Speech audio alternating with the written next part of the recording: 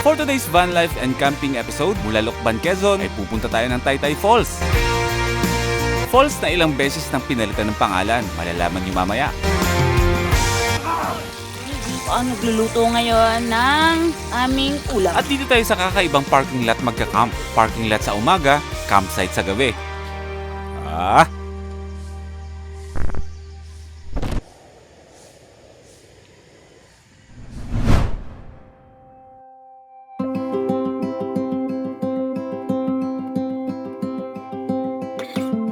Magandang umaga, magandang tanghali, magandang gabi sa lahat ng mga first-timers na nanonood ngayon.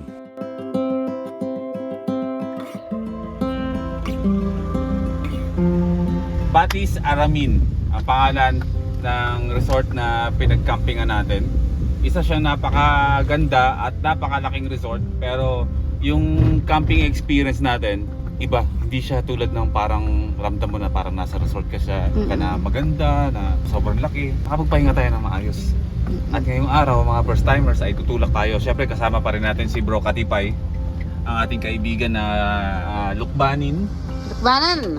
Kanina sabi ko Lucbaners ako eh. Sabi niya, ano Lucbaners? Sabi niya, Lucbanin. Sabi niya, ito ba joke natin yung mga Lucbaners? Pagpunta tayo ng Lucena, edi Lucinaers tayo. Pag Bulacan, Bulacaners, ganyan. Alas 2 ng hapon mga first timers, tutulak na tayo. Welcome back to another van life and camping adventures episode dito sa South. At ngayong oras na to ay tayo naman ay tutulak pabalik na tayo ng Mahayhay. Kasi nga lahat kami dito ay naghahanap kami ng ilog na pwede naming pagliguan na alam mo yun yung mga dinaanan natin. Oo. Yung dinaanan natin, babalikan din pala natin.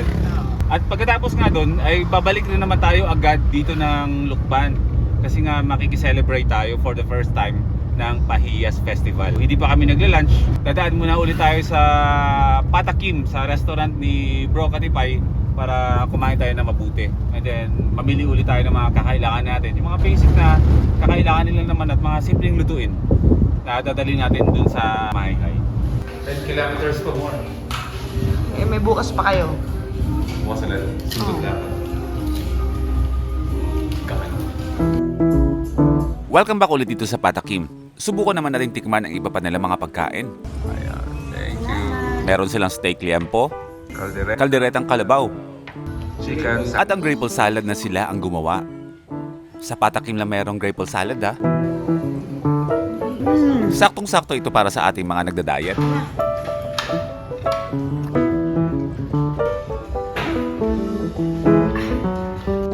At pagkatapos man ng halian, tuloy na tayo sa biyahe. Nakikita mo ba mahal yung mga design na yan? Yung mga yan, yung mga yan. Yan, oo. Gawain ng mga Lucbanin. Alam mo ba na yung mga display na yan is pwede daw ihawin yan para kainin? Oo. Sabi ni Bro Katipay sa akin kanina. Dito kami kanina naglakad. Lahat ng mga display dyan, yung mga design na yan, is merong ano yan, meron siyang, made of bigas. Kaya yung ibang mga display dyan, naka-plastic kasi pwede siyang ihawi, pwede yung kainin. Amazing, di ba? Ang pupuntahan natin ay hindi naman kalayuan. Mahigit 3 kilometro lang mula sa bayan ng Lucban. At habang papalapit kami sa pupuntahan, parang palapit din kami ng palapit sa Mount Banahaw. Gagalot? Barangay Gagalot. Sobrang lamig pa naman daw ng tubig dito. Oo. Pero maliligo ako kasi nanap na rin ang katawan ko yung maligo sa sa mga kailugan. Aminin mo, Oo. ang tagal kong hindi naliligo sa ganun. Diba? Oo. Hindi na ako naliligo sa ilog. Hindi na nga rin ako, basta ano. Ngayon, nag-set na ulit ako maligo sa mga ganyan. Balik na ulit sa dating boy first time. Cowboy na ulit. Na may kasamang konting pag-iingat na, syempre. Kasi lahat naman kinatakutan mo eh. Oo. Isipin mo yun. Kinatakutan ko na yung pagkain. Pati mga kailugan, kinatakutan ko. Dahil sa bacteria. Ngayon, hindi na. Embrace na natin ulit yung dati nating nature ba. Pero may kasama ng pag-iingat. Para hindi tayo nagbabakterya.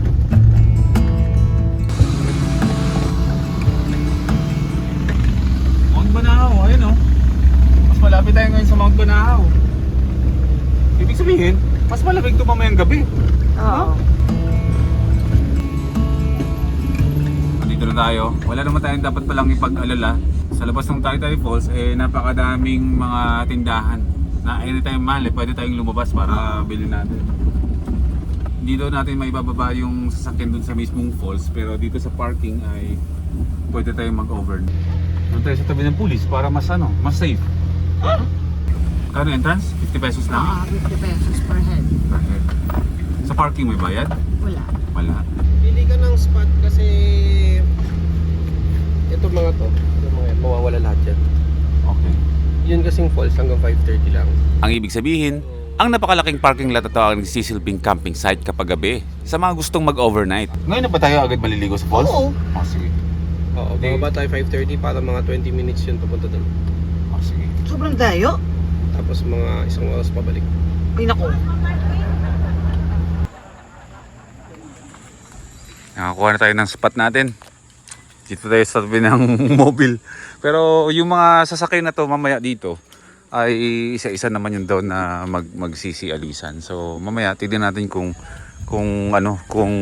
makakahanap ba tayo ng ibang area dito na pwede nating lipatan. Kasama pa na natin si Bro Roy ngayong gabi.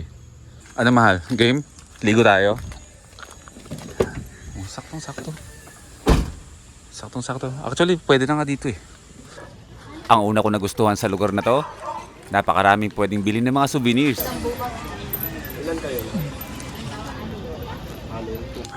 Ang laki ng suka oh. Tuba. Tuba. Kulay pula. Sinamak.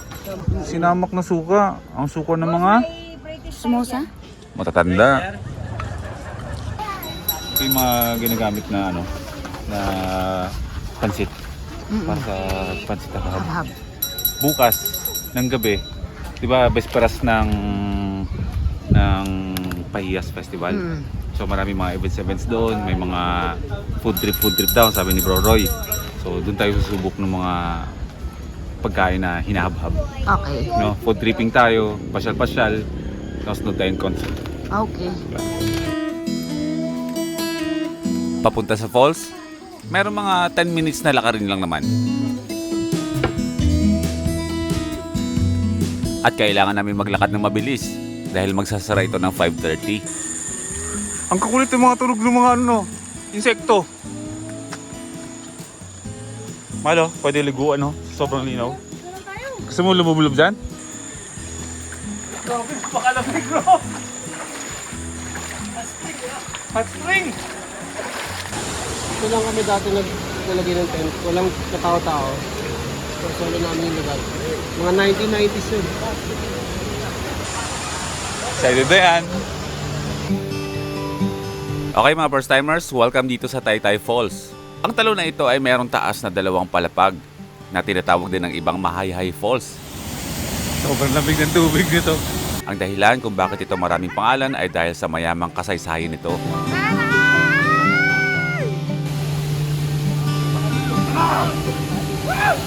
Nagsimula itong tawagin ng mga tao bilang Mahayhay Falls.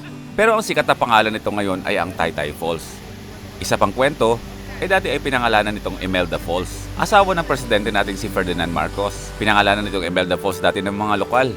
Dahil siya ang nagpono ng pagpapalaganap ng turismo sa lugar na ito.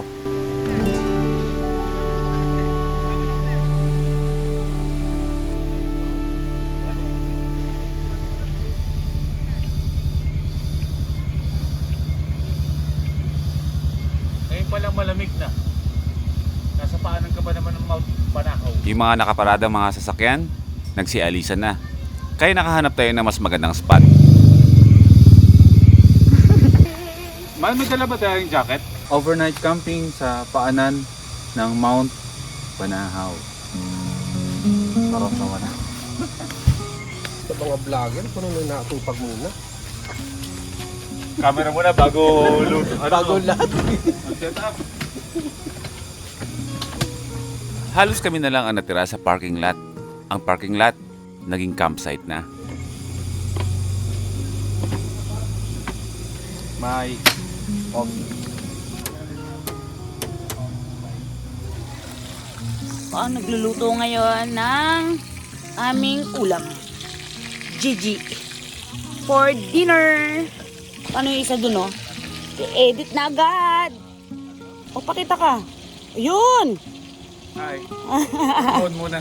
Oh, si Kuya Roy or si Kuya Katipay mamaya is aalis yan. Uwi muna yan, tapos babalik na lang. Buti na lang at meron tayong nakakasama sa bawat biyahe natin. Hindi tulad dati. Kasi kung pagsasabayin ng trabaho at yung mga ganitong mga bagay, mahirap, malamang. Puro canned goods ang kakainin ko. Anong gagawin natin sa pako na yan? May binigay si Kuya Roy eh. Nasaan na? Ito, Kuya Katipay. nasa akin. Ayan. Lalagyan natin ng century tuna. Oo, diba? Tapos kanina na malengke tayo, 'di ba? Meron tayong itlog na maalat, Mm-mm. kamatis, sibuyas na puti. buwis na puti, paminta. Mhm. Yun na yun. Sarap nun. Tapos yung galunggong. Ang sarap. Maraming salamat mahal sa pagluluto sa amin. Mga- You're welcome. Sa mga boys. Siyempre naman. Work mode muna ako. Sige. Ayaw mahalok. Ay! Takot magprito. Ayoko kasi ng talsik ng mantika. Dapat dyan, ano ka lang, relax ka lang kapag nagluluto. Kasi bawat talsik naman bro, hindi man sakto pupunta sa'yo, di ba? Hindi mo alam kung saan pupunta. Dapat ka nga mahal, matakot. Bakit? Kasi yung mantika tatalsik kahit saan daw mapunta. Oo, basta mata mo. Ayoko nun. Madalas man tayong nasa labas, pero sisiguraduhin natin palagi na ang kakainin natin ay lutong bahay. Naman ang ating hapunan. Paka-healthy lagi ng pagkain natin. Ilagay mo lang dito mahal para ano, kuha-kuha lang tayo tapos Kung ipapatong. sino na lang Oo. magtimpla dun sa kanya. Ito ang pagkain. Yan ang pagkain. Wow! Ha? Pagkain! Wow, pagkain. Grabe, puro karne na tayo, di ba? Bawi-bawi na. Tuko, bakit bigla na lang kami naging ganun? Ganun ka rin naman eh, mahilig ka rin sa gulay, di ba bro? Pag nagpapayat ako, gulay, cabinet ulit. Kanin lang wala.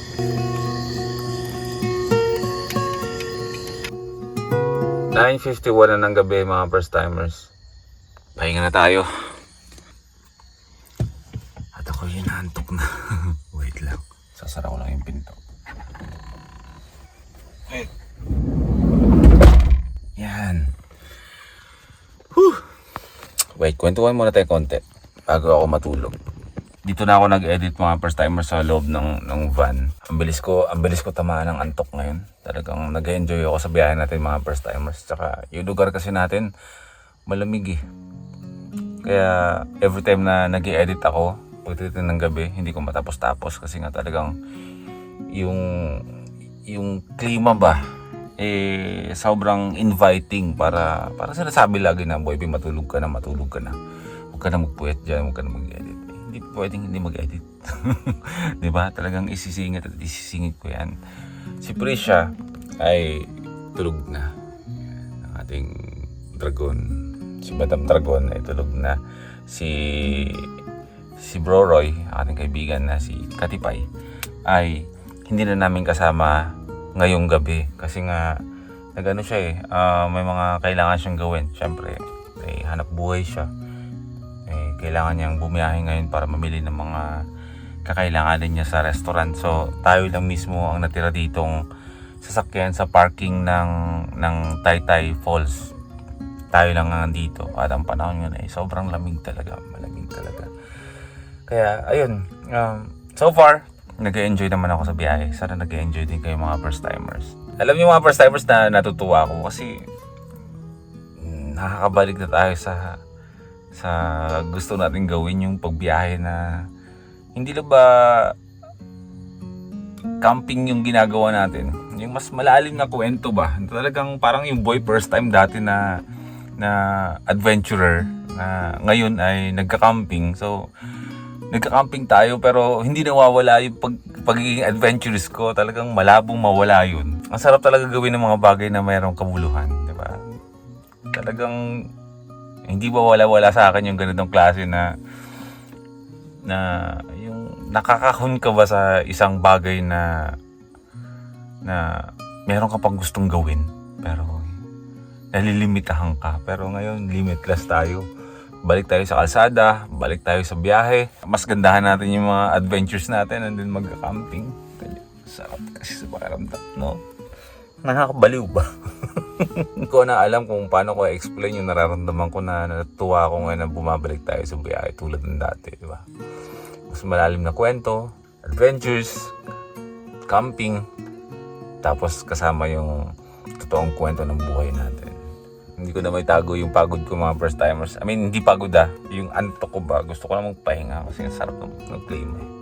Hindi ako sayangin. Gusto ko pag gabi, pag oras ng tulog, makompleto ko talaga yung at least kung kaya ko ma-reach yung 8 hours na tulog, gagawin ko. Kaya magpapahinga na ako ha. Bukas na natin ituloy ang ating kwento pagising natin. At bukas kasi ibabalik tayo ng Lukban para makiselebrate tayo sa Pahiyas Festival. So, kaya hindi lang puro camping ang gagawin natin. May mga... Abangan nyo na lang. Ayoko ikwento. Basta abangan nyo. Gusto ko kayo igala. Yun lang naman ang goal ko eh. Gusto ko igala. Kung saan kami napupunta, gusto ko kasama rin kayo. Okay? Ako'y magpapahinga na. Ang dami ko pang sinasabi. Pero talagang inaantok na ako. Magkita tayo bukas mga first timers pagising. Okay? Good night.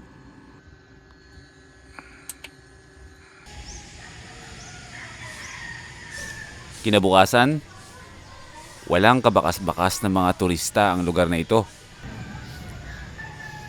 Walang natirang sasakyan maliban sa amin. Magdabag nating na solo ang lugar na ito.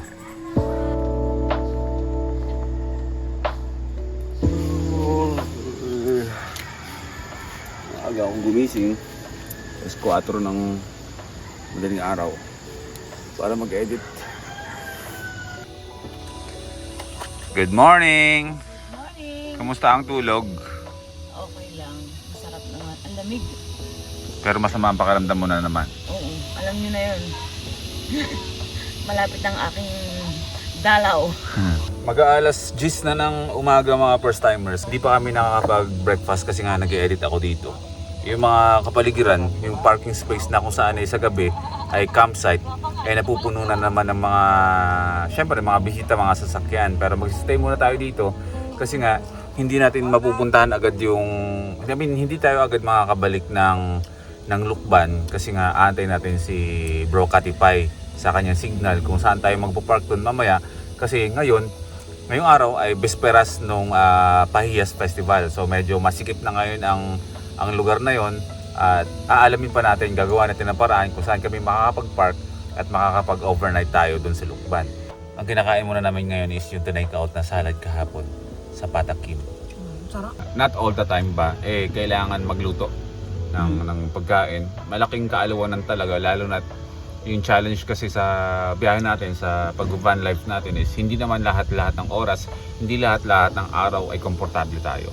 Ang priority kasi talaga dito, yung makakain tayo ng maayos sa oras at pangalawa na lang talaga yung tutuluyin natin. Kasi marami naman dyan. Pero syempre, dapat hindi natin napapabayaan yung oras natin sa pagkain. Tsaka kung meron namang mga paraan na makakain tayo ng agad-agad, yun dun tayo. Hindi naman kailangan yung gutom na tayo, kailangan pa magluto. For the sake of masabi na nagka-camping tayo or nagba-van life tayo.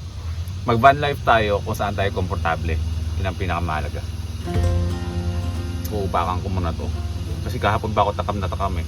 Saka tamang-tama lang mahal na nag-take out ko nito. Kasi kahit iba yung in-order ko kahapon, nag-crave din talaga ako. Ramdam ko yun. Basta Ingit na ingit ka sa akin kahapon. Basta umiba ang tingin ko. Basta usapang green, usapang gulay-gulay. Naku po. Tayong dalawa nag-aagawan. Kapatid, kakaiba yung lasa ng chicken. Sarili ng timpla yan. Lagi nating tatandaan na ang mundo natin dito sa camping ay pinili natin ito. Isa itong desisyon na para sa mga sarili natin. Oh, kagat. Ang mundo natin sa camping, hindi ito competition. Wala tayong dapat patunayan sa isa't isa. Gawin nyo lang ng tahimik at masaya. Malaking bundok sa likuran natin. Kung yan yung bundok na Mount Banahaw, hindi ko lang ako sigurado kasi kapag nasa Lukban kasi tayo, tanaw natin yung Mount Banahaw na malayo. Lumapit tayo, hindi ko lang sure kasi hindi rin ako makapagpalipad ng drone kasi nga napakadaming uwak. Kaya kayo wala masyadong nakikitang drone shots kasi nga ang lalaki ng mga uwak nga dito. Uwakin itong lugar. Kaya tiis-tiis muna, wala tayong drone shots kasi baka mawalan tayo ng drone, isa lang yung dala ko. Kumpul-kumpul yung uwak, no? Kumpul-kumpul, tsaka hindi sila mailap sa mga first timers, sa mga tao. Kahapon, yung mga uwak talaga, naglalakad ka, nandyan sa ulunan mo, ganun. Hindi ko mababait naman sila. Pero, mahirap na. Baka dagitin eh. Yan to. Eh, Kuya Roy. Ang ganda naman. Teka lang, naiiyak ko. Ang magiging tanghalian namin, yung mga tira-tirang pagkain kagabi. Sakagin lang natin yung natitira nating kanin. Eh, sayang naman eh. Tsaka konti lang naman tayo magkanin eh. Tapos ang ulam natin ay lugat-lugat.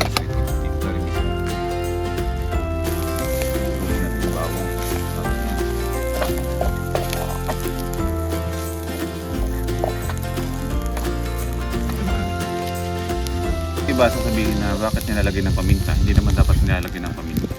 Ang chow pan rice may paminta. Tayo naman ang masusunod. So since na ako yung nagluluto, ako ang masusunod. Anong pangalan mo? Kakain ka? Kakain ka mamaya. Eh, yun.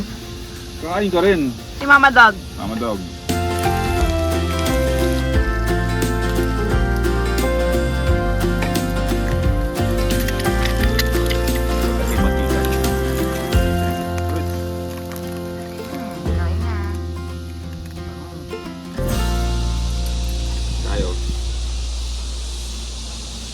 At pagkatapos mananghalian, kami ay tumulak na ulit pabalik ng Lukban. Tayo ngayon ay nasa Lukban na ulit mga first timers. Mga 1 oras na kami dito nakahinto sa tabing kalsada sa lilim ng mga kawayan na yan.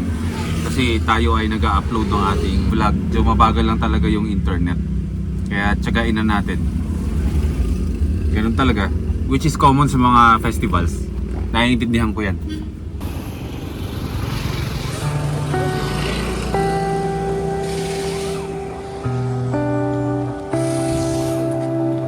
Okay, oo nga pala, kanina ay may dumaan nga pala dito mga first timers na mga isang pamilya yata, magkakamag-anak yata sila. May mga nakamotor, may isang L300 na parang bumabiyahe sila going back to Antipolo. Hindi ko sila na-vlog kasi nga nag-upload ako sa phone. At binigyan nila tayo ng buto ng kasoy, yung ready to eat na. Ito yung kanilang tindahan, shout out sa Nymphas Pasalubong. Maraming salamat po. Dalawa to kanina, inubos ko na. Kakainin ko. Yung kasama natin, masakit na naman yung puso. Araw ng Besperas, ako muna ay naglakad-lakad mag-isa habang si Prisha ay nagpapahinga sa loob ng camper van. DJ! Dito ko nasaksihan kung gaano ka-excited ang mga Lukbanin sa pagsalubong ng Pahiyas Festival. Halos lahat ng harap ng bahay may dekorasyon. Tulong-tulong ang bawat pamilya.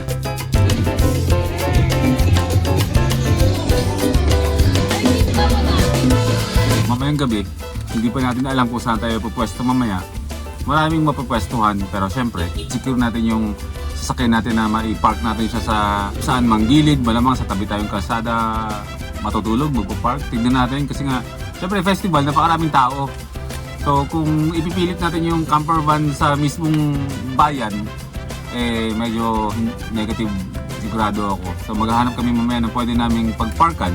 And then siguro kung kakayanin mamaya ng depression na pwede siya maglakad kasi nga masakit nga yung puson, eh lalakad tayo. Pupunta tayo sa mismong plaza. Titignan natin kung ano yung mga kaganapan ng Besperas nila yung pagsalubong na kanilang festival na ginaganap taon-taon. Yun nga yung Pahiyas Festival.